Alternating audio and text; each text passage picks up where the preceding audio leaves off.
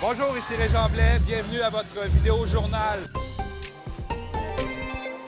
Une marche se tient actuellement dans les rues pour manifester. Bien sûr, c'est le Front commun syndical qui se mobilise partout au Québec aujourd'hui. Et Richard Bergevin, président du syndicat de l'enseignement de l'Estrie, porte-parole de ce Front commun, est avec nous au centre-ville. Bonjour.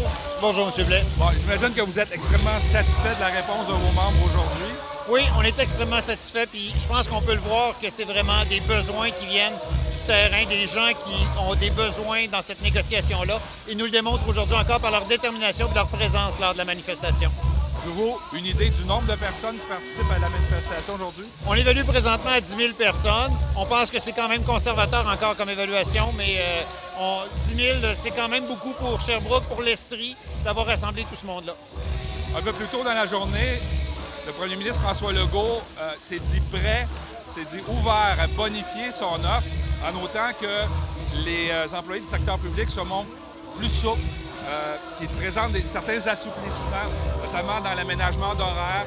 Au niveau des enseignants, il disait qu'il faudrait que les listes soient disponibles plus tôt, à la fin du printemps, pour permettre de combler les besoins avant la rentrée des classes. Est-ce que vous êtes ouvert à la négociation? Depuis le début, on est ouvert à cette négociation-là. On n'a jamais refusé ou rejeté du revers de la main les offres au niveau sectoriel, principalement quand on parle d'organisation du travail.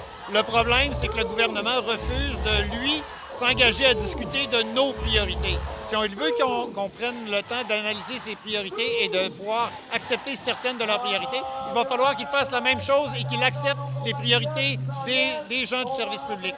On culmine aujourd'hui 3 jours de grève, de débrayage avec cette manifestation, cette marche dans les rues de Sherbrooke. Quelle sera la prochaine étape à partir de demain? La prochaine étape, c'est au gouvernement de venir s'asseoir à la table de négociation et à venir être ouvert d'esprit pour être capable de trouver des solutions pour les besoins des gens sur le terrain. On est prêt à faire cette négociation-là.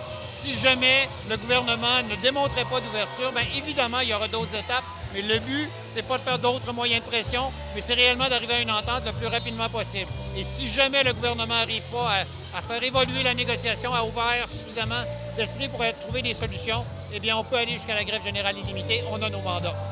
Merci, M. Bergevin. Merci. On va se déplacer un petit peu. Le temps peut-être d'aller rencontrer quelques manifestants. Bonjour. Bonjour. J'aimerais savoir connaître votre état d'esprit aujourd'hui par rapport à cette grande mobilisation à Sherbrooke. Bien, je suis contente qu'on soit tout ce monde-là. Ça prouve qu'on est solidaires et que nos revendications, ils sont solides.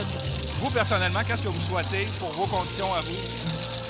Je souhaite qu'il y ait plus d'aide dans les classes, plus d'heures pour les éducatrices en service de garde, des emplois continus et non pas des heures coupées. Merci. Merci beaucoup. On va se déplacer encore pour retrouver une autre personne. Bonjour. Bonjour.